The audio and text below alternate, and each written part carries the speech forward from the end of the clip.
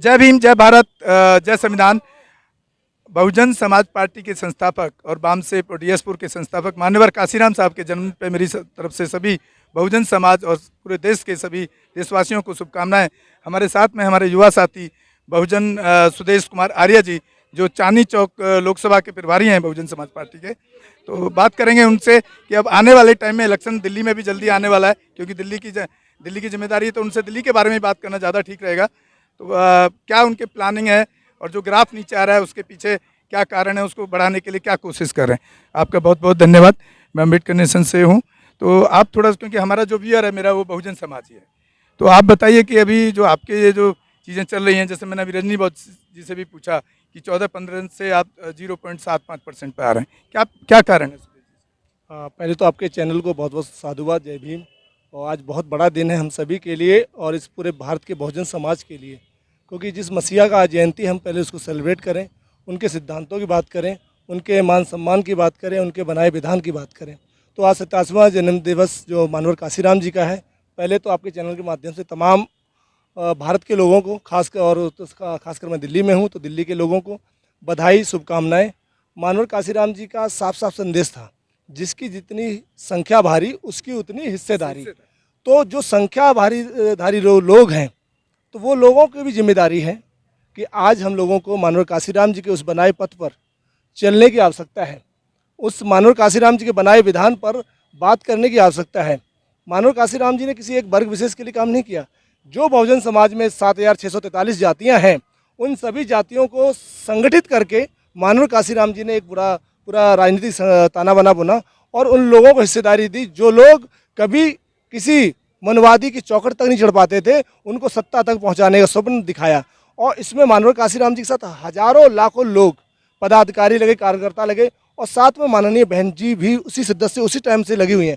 तो माननीय बहन जी का भी बड़ा उतना ही योगदान है जितना मानवर काशीराम जी का है। हाँ, मानवर काशीराम जी का सिद्धांत और ज़्यादा बड़ा हो जाता है, क्योंकि उन्होंने अपने जीवन में जब से शुरू हुए मानवर बाबा साहब अम्बेडकर का जो जहाँ से सिद्धांत टूटा था, उसी सिद्धांत को दोबारा से पानी डालकर उसको जो जीवित किया और दोबारा से इस बहुजन अम्बेडकरवादी विचारधारा को, अम्बेडकराइज को पूरे भारत में फैलाया। और ये कोई बड़ी छोटी बात नहीं है। अब आज तमाम लोग कह रहे हैं कि उत्तर प्रदेश में, दिल्ली में, अन्य राज्यों में, ये बात ठीक है, मनवादी ताकतें बड़ी ताकत से स्थापित हुई हैं। और ये कब हुई है? 1984 के बाद। 1984 से आप पहले देख लो, कब कांग्रेस ने किसको अपना राष्ट्रीय अध्यक्ष बनाया दलित को, कब बीजेपी ने किसी राष्ट्रीय अध्यक्ष बनाया अपने दलित को, कब कांग्रेस ने कहा कि हम किसी राष्ट्रपति के लिए किसी दलित को चिन्हित करते हैं, कब बीजेपी ने कहा कि हम दो राष्ट्रपति दलित बनाने के लिए आगे बढ़ते हैं, कब कहा? जब बहुजन समाज पार्टी बन गई 1984 में। देश आज़ाद कब हुआ? 1947 में। संविधान कब लागू हुआ? 26 जनवरी 1950 को। तो तब से और 1984 तक कभी दलितों की सही से बात नहीं की गई। बड़ी बड़ी बातें कहेंगी। मानवर काशीराम जी ने सदन में बोला, पार्लियामेंट में, जब 50वीं वर्षगांठ पे पार्लियामेंट में 1997 में मानवर काशीराम जी ने बोला कि देश की सरकारें बड़ी बड़ी बातें करती हैं, हमारे बहुजन समाज के लोगों को बरगला के ले जाती हैं, वोट की लोकतंत्र, मनी माफिया मीडिया का इस्तेमाल करती हैं। मनी माफिया के साथ साथ उन्होंने हमारे लोगों को बरगलाया, बहलाया। और उन्हें पता है कि बाबा साहब अम्बेडकर ने जो राइट्स दिए, आरक्षण से भी बड़ा राइट था वोट का। उस वोट के राइट्स को कैसे अपने पास रखा जाए, तो उन्होंने गुलाम बना पैदा कर दिया। लेकिन बाबा साहब अम्बेडकर के उस बनाए विधान को मानवर काशीराम जी ने आगे फलीभूत करते हुए उन्हीं गुलामों को आज़ादी दिलाई और सत्ता तक पहुंचाया। आपको पता है 1989 में मानवर काशीराम बहुजन की बात करते थे ना, तो बहुजन में तो SC भी आता है, ST भी आता है, OBC भी आता है। तो 85 वर्ग की जब बात करते थे, उन्होंने कहा कि जब हमारे लोग 1989 में 3 सांसद और 13 विधायक बन के गए थे, उससे पहले राजीव गांधी ने एक कोट किया था काशीराम जी पे कि काशीराम जी हमसे समझौता कर लीजिएगा। तो काशीराम जी ने कहा हम तुमसे समझौता कर लेते हैं, 75 सीटें हैं उत्तर प्रदेश में, 35 में मैं लड़ लेता हूँ, बाकी तुम लड़ लो। तो अगर तुम्हारी छोटी पार्टी है, तो मानवर साहब ने कहा छोटी पार्टी है तो ठीक है, तुम अकेले लड़ो, हम अकेले लड़ेंगे। उस दौरान मानवर काशीराम जी की बात और उनमें जो बातचीत हुई वो सुलह नहीं हो पाई। तो मानवर काशीराम जी ने 3 सीटें जीती लोकसभा की। और यहाँ तक कि BP सिंह ने इलाहाबाद में, मैं कोट कर रहा हूँ काशीराम जी की बातों को ही, इलाहाबाद में कहा था कि ना तुम 3 में हो ना 13 में। फूलपुर वाले सीट की बात कर, तो उन्होंने कहा ना तुम 3 में हो ना 13 में हो। और दोनों इलेक्शन लोकसभा और विधानसभा के साथ में हुए थे। तो हमारे 3 सांसद चुन के आए थे, 13 विधायक चुन के आए थे पहली बार। और मानवर काशीराम जी सदन में आए तो उन्होंने कहा, क्या नाम अपना, राजीव गांधी ने, कि आपको क्या मिला, आप तो सिर्फ 3 विधायक सांसद जीत पाए हो, 3 सांसदों के जन पे आप लोग आए हो और आपने क्या जीत पाया? आप समझौता कर ले तो ज़्यादा जीत जाते। मानवर काशीराम जी ने कहा कि आप तो बहुत बड़े बुड़बक हो। तो वो मतलब गांधी जी, वो राजीव गांधी बोले ऐसे कैसे बोल रहे हो? कर बिल्कुल ऐसे बोल रहा हूँ। जिन 76 सीटों पे आप लोग हारे हो उनका दुख नहीं है आपको। मेरी बहुजन समाज पार्टी की वजह से कांग्रेस आज जो कमज़ोर हुई है उसका दुख नहीं है। हम 3 जीत गए उसका तुम्हें दुख है। उसकी तुम मतलब मौखल बना रहे हो। तो इसका मतलब ये है, मानवर साहब ने कहा था हम 3 में भी आ गए, अब देखो लोकसभा में, और 13 में विधानसभा में है। और उन 3-13 की ऐसी गठजोड़ बनी कि 1995 में, 1997 में, 2000 में, 2007 में बहुजन समाज पार्टी की सरकार बनी। लोगों ने बनाई ना। और ये बात ठीक है, लोग बीच बीच में भ्रमित होते हैं और भ्रमित हुए हैं। और दिल्ली की बात करें तो दिल्ली में तो देखो सूखा शुरू से रहा है। बीच में मैंने फिर बात कही, अभी 19 चैनल पे भी कहा था कि जब बहन जी की सरकार थी दिल्ली उत्तर प्रदेश में, तब बहुजन समाज पार्टी की यहाँ पे बाहर थोड़ी आई थी कि लोग सटे हुए थे। उसके बाद फिर सूखे पड़ गए कि दिल्ली के लोगों के ऊपर अत्याचार शोषण कम हुआ है, लोगों के पेट भरे हुए हैं, लोग गुलामी जो उनके खून में है वो पूरी तरह रमी हुई है, इसलिए वो लोग उस गुलामी से बाहर नहीं निकलना चाहते हैं। पैसा है थोड़ा बहुत, कमा खा रहे हैं, मारपीट होती नहीं है। अगर यही काम उत्तर प्रदेश और महाराष्ट्र राजस्थान की तरह इनके साथ होता तो ये भी आज उत्तर प्रदेश की तरह यहाँ सरकार बनी होती कि 34-35% दलित उत्तर प्रदेश दिल्ली में है, लेकिन उनकी आत्मा नहीं जागी है। सुदेश जी, मैं थोड़ा बीच में इंटरप्ट कर रहा हूँ आपको। यहाँ पर जो केजरीवाल है उसका तो कोई ग्राफ ही नहीं था। वो एकदम से आए और केजरीवाल ने एकदम से आया, कुछ नया चीज़ें किया लोगों के लिए, क्योंकि यहाँ का माहौल अलग है। यहाँ यूपी नहीं है, यहाँ एमपी नहीं है, पंजाब नहीं है, ठीक है। जैसे आपने भी कहा कि यहाँ के लोगों पर, हमारा जो बहुजन समाज के लोग हैं उन पर अत्याचार नहीं होता है। उस होता है तो बहुत कम की संख्या में, ना गिनती के बराबर होगा, ठीक है। तो आपकी पार्टी, आपके जो बड़े पदाधिकारी हैं, कोई ऐसा नई चीज़ क्रिएशन क्यों नहीं करते हैं कि जिससे वो बहुजन समाज आपके साथ जुड़ने के लिए तैयार हो? देखो, ये आपने एक तो खामखा पार्टी की बात की। खामखा पार्टी की साफ साफ सिद्धांत क्या है? फ्री बांटो। बहुजन समाज पार्टी क्या कहती है, ये तो आपको समझना पड़ेगा, आप एज ए वोटर, मैं भी, इन्हें भी, उन्हें भी, कि हमको फ्री लेना है या व्यवस्था में हिस्सेदारी लेनी है। हमको नौकरी चाहिए या भीख चाहिए? तो जमीर तो जगाएं दिल्ली वाले। बहन जी तो कह नहीं हम आप सत्ता में लाओ, हम आपको नौकरी देंगे, सरकारी में देंगे, प्राइवेट में आपका आरक्षण निहित कराएंगे। तो बहन जी ने कहा। केजरीवाल जी क्या कहते हैं कि आपको फ्री पानी देंगे, फ्री बिजली देंगे, फ्री ये देंगे, फ्री वो देंगे। हकीकत यह है कि फ्री कुछ नहीं देते हैं, क्योंकि आपके बजट के द्वारा, भारत के लोगों के टैक्स के द्वारा वो बजट पारित होता है। वो टैक्स आपके हमारे जेब से जाता है, वो गरीब भी देता है, वो फ्री वाला भी टैक्स देता है। कि जब आप चाय की चुस्की मारते हो तो टाटा टी को आप टैक्स दे चुके होते हो। चाय की चुस्की जब आप मारते हो तो दूध अमूल को आप टैक्स दे चुके होते हो। सुबह के जब बाथरूम में जाते हो तो अफलस जब चालू करते हो तो पानी का टैक्स दे चुके होते हो। तो आप फ्री कुछ नहीं दे रहे हो। तो लोगों की समझ की परत है कि वो फ्री बोलकर आपको बेवकूफ़ बना रहे हैं। आप सत्ता लाइए ना अपनी सरकारों की, आप बहुजन समाज की पार्टी की सरकार लाइए, आप बहुजन समाज पार्टी की नीतियों पर विश्वास करिए, वो आपको राजा बनाने की बात करती हैं। तो आप लोग, अब जो दिल्ली के लोग कह रहे हैं, लोग भटके हुए हैं। और यहाँ मैं फिर पुनः बात कहता हूँ, लोग भूखे नंगे जो हैं वो तो वैसे ही गिरे हुए हैं, जिनके पेट भरे हुए हैं वो कहते हमें क्या दिक्कत है। तो मार पड़नी चाहिए इन लोगों पर, पिटाई होनी चाहिए इन लोगों पर, तब इनका जमीर जागेगा।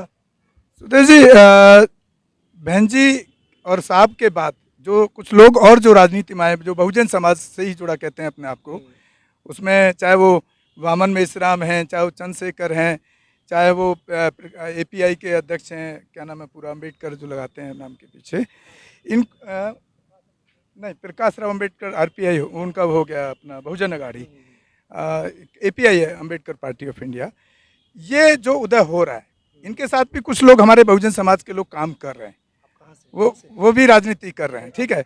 इसको आप किस तरह देखते हैं? ये कहीं ना कहीं आपको नहीं लगता कि ये बहुजन समाज का नुकसान है इसके अंदर? नहीं नहीं नहीं, मालूम क्यों? आप गांव से हैं मेरे ख्याल से, मैं भी गांव से। मैं भी गाँव से। गांव में तालाब होता है, नाली होती है, नहर होती है, नदी होती है, उसमें जौंक होती है। और जौंक का काम क्या होता है? ये जो आपने जिनके नाम लिए जौंक है, इनका अस्तित्व क्या है? बामन मेश्राम पूरे दिन ब्राह्मण को गाली देता है, ठाकुर को गाली देता है, बनिया को गाली देता है, और सिर्फ उनको गाली देता है और कुछ नहीं करता है। मतलब उसने सर्व समाज बनाने के लिए संविधान में सबकी व्यवस्था निहित करने के बजाय उनको विस्थापित करने का काम किया। जो लोग थोड़े बहुत हृदय परिवर्तन होते थे, जैसे आज धर्म परिवर्तन होता है, घर वापसी परिवर्तन होता है, लोगों हृदय परिवर्तन भी हुआ है। नहीं होता तो हम लोग इतनी बड़ी सत्ता में नहीं आते। उन लोगों ने भी वोट दिया, हम लोगों ने भी वोट दिया, तो परिवर्तन हुआ। तो ये जौंक लोग हैं जो दूसरे पर आश्रित हैं, इन्हें बोलते परजीवी। अभी किसी ने बोला था कि ये आंदोलन जीवी, तमाम जीवी, तो ये जो बहुजन समाज बहुजन समाज के परजीवी हैं। जी भी हैं, जो लोग आपने जिन लोगों का नाम लिए, मैं नाम लेना भी उचित नहीं समझता हूँ, चाहे भीड़ आर्मी के लोग रहे हों, चाहे तमाम फला फला आरपीआई एपीआई के लोग हों, जिन्होंने बाबा साहब अम्बेडकर को धोखा दिया। और बाबा साहब अम्बेडकर को धोखा इसलिए दिया, आप काशीराम जी को भी धोखा दिया है लोग। काशीराम जी को तो धोखा अभी भी दे रहे हैं, लेकिन जब मानव का बाबा साहब अम्बेडकर ने इस सिद्धांत को बनाया, इसी सोच के बनाया था कि हमारे लोग फलीभूत होंगे, एक दूसरे को कंट्रीब्यूट करेंगे, लड़ी से लड़ी बनाएंगे, तो वो सिद्धांत था। सिद्धांत कैसे था? 108 साल पुराना सिद्धांत है ये। आप देखो 1848 में ज्योतिबा फूले ने जिस सिद्धांत को, शिक्षा के अधिकार को लेकर चले, और 1891 में जब उनकी मृत्यु हुई, तब तक वो शिक्षा का अधिकार और स्वास्थ्य का अधिकार को लेकर लड़ते रहे, और उन्होंने सबको शिक्षा दिलवाई। वो 1882 में हम लोगों को शिक्षा का अधिकार मिला पूर्णतः। और 1891 से लेकर 1922 तक छत्रपति साहू जी महाराज ने व्यवस्था में हिस्सेदारी कैसे हो, तो कोल्हापुर में आप हम सभी को आरक्षण की व्यवस्था को निहित करके बताया कि ऐसे भी हो सकता है एक राजा द्वारा। उसके बाद 1922 से 1956 तक बाबा साहब अम्बेडकर ने हम सभी को विधि विधान, संविधान और कानून व्यवस्थाओं के तहत बिना लट्ठा लाठी डंडा चलाए, जो आज मूठे हटते, बाबा साहब ने कब मूछे हटी? आप बाबा साहब का नाम क्यों लेते? अपमानित करें बाबा साहब को। बाबा साहब ने कब गमछा डाला है बताइए? एक सभा बता दी, एक कोट बता दीजिए बाबा साहब ने कहा कि मैं तलवार लेकर निकलने वाला हूँ अपने समाज को बचाने के लिए। नहीं बचा सकते आप, क्योंकि जिनके पास सामंत है, जिनके पास सत्ता है, व्यापार है, बाजार है, उनसे आप लड़ नहीं सकते। उनसे आप लड़ के तभी सकते हो जब वोट की ताकत को समझ पाओगे। तो जो लोग आप जिनका आप नाम ले रहे हो, उनको पहले पढ़ना पड़ेगा, तब लड़ना पड़ेगा। वो बिना पढ़े बिना लड़े जा रहे हैं। जैसे उकड़ बैल होता है ना, खेत में चलता है, कि उसको पता ही नहीं उसका कना कितना टाइट होने वाला है, जैसे टाइट होता है वे भगने लेता उल्टा सीधा। तो ये समाज के जो बिचौलिए लोग आए हैं, वो निसंदेह ही कभी कांग्रेस की सह पे नाचते हैं, कभी बीजेपी की सह पे नाचते हैं, कभी आरएसएस की सह पे नाचते हैं। ये बहुजन समाज बाबा साहब अम्बेडकर, मानव काशीराम बहन जी को धोखा देने का काम कर रहे हैं। हम भी युवा हैं, आप भी युवा हैं, तमाम युवा साथी खड़े हैं। जो यहाँ तक आया वो बहुजन समाज पार्टी का कार्यकर्ता है, उसको दर्द है, चाहे भले वो छोटा काम करे, बड़ा काम करे, नेक काम करे, बिल्कुल काम ना करे, घर पे बैठ कर वोट दे आए, वो आज भी माननीय बहन जी और मानव काशीराम जी के सिद्धांतों पर काम करने के लिए आतुर है। जो लोग भटके हुए हैं, जो भटकाने काम कर रहे थे, तो सदियों से रहा है। तो मैं फिर कहूँ कि आरपीआई बनी, एपीआई बनी, तमाम पार्टियाँ टूट गई, और इनको तोड़ने का काम कांग्रेस ने किया। वही काम भाजपा कर रही है। आज उसने भीड़ आर्मी तैयार कर दी, आज अपने फला आर्मी तैयार कर दी, आज उसने सेना तैयार कर दी। तो ये जो टुकड़ों में बांटने का काम जो कर रही है, मनवादी ताकत कर रहे हैं। हम लोग तो बट रहे हैं। तो हम लोगों को सोचने की आवश्यकता, विवेक हमारे पास है। और कुदरत हमसे जब कहती है दिमाग सबसे ऊपर दिया हुआ, तो इसका प्रयोग क्यों नहीं करते हम लोग? क्यों हम पैरेलल जानवर की तरह सोचते हैं सीधा पेट के लिए? हमको अपने दिमाग के लिए सोचना पड़ेगा। दिमाग से ही सत्ता स्थापित होती है। तो हम सभी का मानना है, आज मानव काशीराम जी की जयंती है, और उस सभी पर हम लोग शपथ लें कि आप, जैसे मेरी इंडिविजुअल बॉडी जिम्मेदारी है कि मैं 1 या 2 लोगों को जगा रहा हूँ, तो हर एक बंदा 1 या 2 लोगों को जगाए, और खुद जागे और दूसरों को जगाए, तो जग जाएगा। नहीं तो ऐसे ही फिर चलता रहेगा, हम भी ढोल पीटते रहेंगे, आप भी ढोल पीटते रहेंगे, कुछ नहीं होने वाला। तो, साथियों, आप सुन रहे थे अभी हमारे युवा साथी सुदेश आर्य जी को, जिन्होंने बहुत अच्छे ढंग से बहुजन समाज की विचारधारा और उसको बहुजन समाज पार्टी का जो काम करने का तरीका उसको समझाने की कोशिश की। इसी के साथ विदा लेते हैं दलित प्रेरणा स्थल से। जय भीम, जय भारत, जय संविधान। बुद्धं शरणं गच्छामि। अंबेडकर मिशन चैनल आर्थिक समस्या से गुजर रहा है।